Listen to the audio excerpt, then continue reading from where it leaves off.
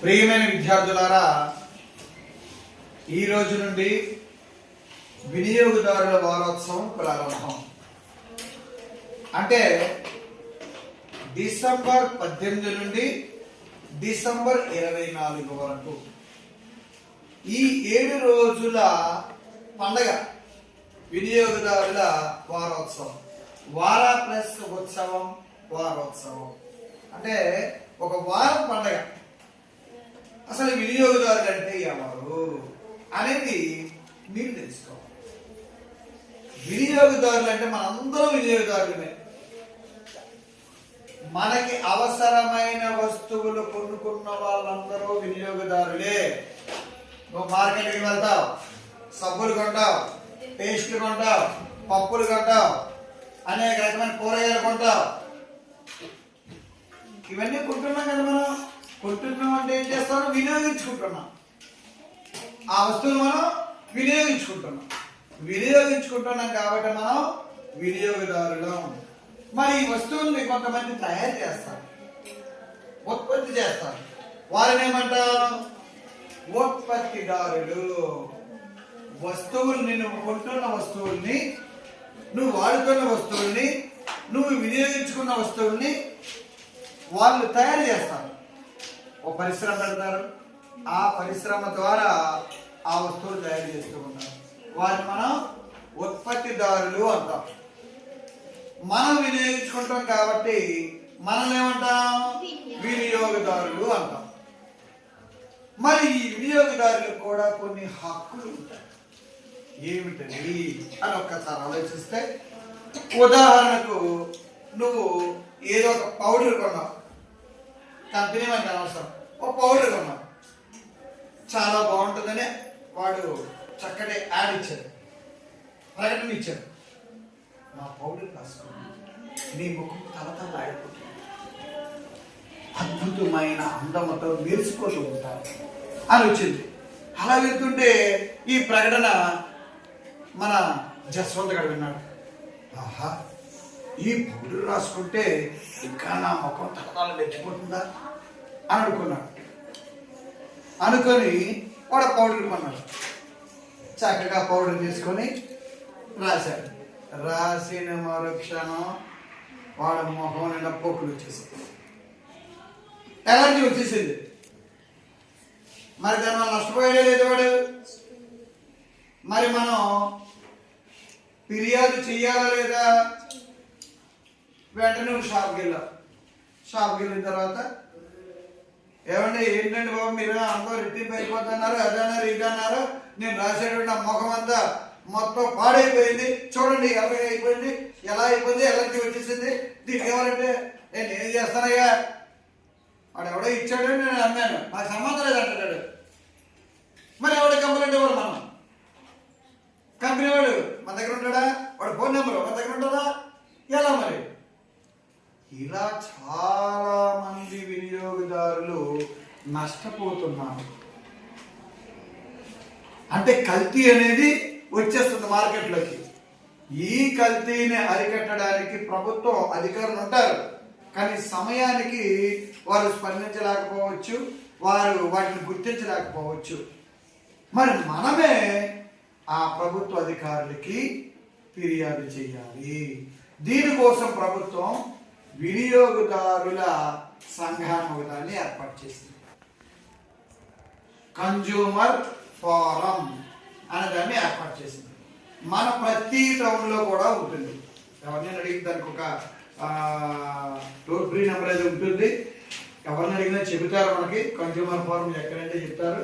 మనకు ఊర్లో ఉంటుంది, రాజమండ్రిలో ఉంటుంది. ఇలా ప్రతి మినీ టౌన్లో కూడా ఈ కన్జ్యూమర్ ఫోరం, వినియోగదారుల సంఘం అనేది ఒకటి ఉంటుందమ్మా. అక్కడికి వెళ్ళి మనం ఏ ఐటమ్ తీసుకున్నామో దాన్ని మనం చూపెట్టి కంప్లైంట్, ఫిర్యాదు చేయాలి. అప్పుడు ఆ కన్జ్యూమర్ ఫోరం అనేది, ఆ వినియోగదారుల సంఘం అనేది వెంటనే నోటీస్ పంపిస్తుంది. ఎవరికి? ఆ తయారు చేసిన కంపెనీకి. దానికి సరైన సమాధానం, నష్టపరిహారం ఖచ్చితంగా ఇవ్వాలి. కోర్టులో కూడా కేసు వేస్తారు దానికి. అప్పుడు నువ్వు కొన్ని పౌడర్ 100 రూపాయలు అనుకుందాం, దానివల్ల నీకు చాలా నష్టం వచ్చింది. అప్పుడు నీకు 1,00,000 రూపాయలు ఇవ్వమని కోర్టు వాళ్ళు వెంటనే ఆ ఉత్పత్తిదారునికి పెనాల్టీ వేస్తారు. ఇవ్వాల్సిందే మరి ఖచ్చితంగా. ఎందుకంటే అదేంటండి 100 రూపాయలు కొట్టి 1,00,000 రూపాయలు వేశారంటే 100 రూపాయలకి అమ్మావు నువ్వు, కానీ ఎంతమంది నష్టపోతున్నారు.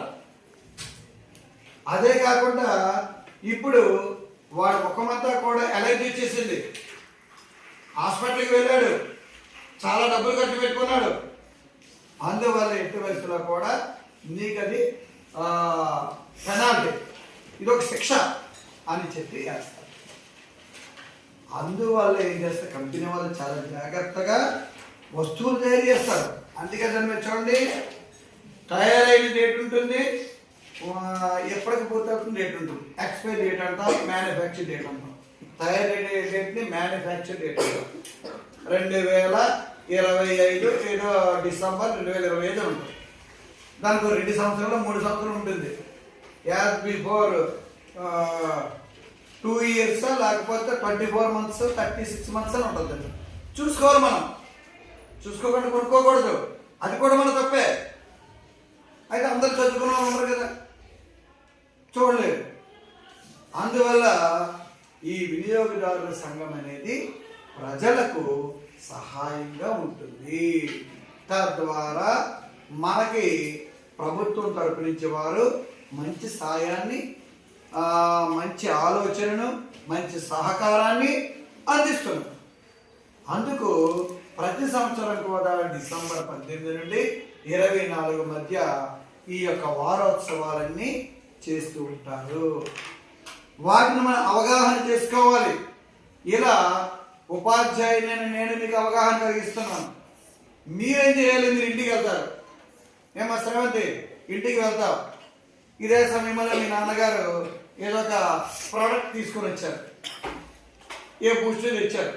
ఆ పిల్లలు కొంచెం బలంగా ఉండాలి, ఉదయం లేచి వాళ్ళకి పాలు బూస్ట్ కలిపిద్దాం, ఎందుకంటే తొందరగా ఆ బూస్ట్ ఉన్నదంటే తొందరగా లేస్తారేమో, ఉదయాన్నే లేచి బ్రష్ చేసి బూస్ట్ తాగాలని ఆలోచన వస్తుంది అని బూస్ట్ తెచ్చారు. కానీ వారు అనుకోకుండా చూడలేదు. చూడకపోతే అక్కడ ఎక్స్పైరీ డేటు అయిపోయింది. అది వాడచ్చా, వాడతారు. గబుక్కుని చూశాను, నాన్నగారండి పూర్తి అయిపోయింది, డేట్ చూసుకోలేదా? ఓ నిజమేనమ్మా, వెరీ గుడ్, బాగా చెప్పాను అని వెంటనే ఈ ప్రోడక్ట్ని తీసుకెళ్ళి ఎక్కడ కొన్నారో అక్కడ ఇచ్చేస్తాను. ఇచ్చిస్తే తిరిగి డబ్బులు ఇవ్వాలి, ఇవ్వనడానికి లేదు. ఇవ్వకపోతే వాడి మీద మన కేసు ఇవ్వచ్చు, కేసు వేయచ్చు, ఫైన్ వేయచ్చు. ఇట్లాగా మనకి సరైన అవగాహన కలిగించడానికి ఏ సంఘం ఉందమ్మా? వినియోగదారుల సంఘం, కన్జ్యూమర్ ఫోరం అంటామా.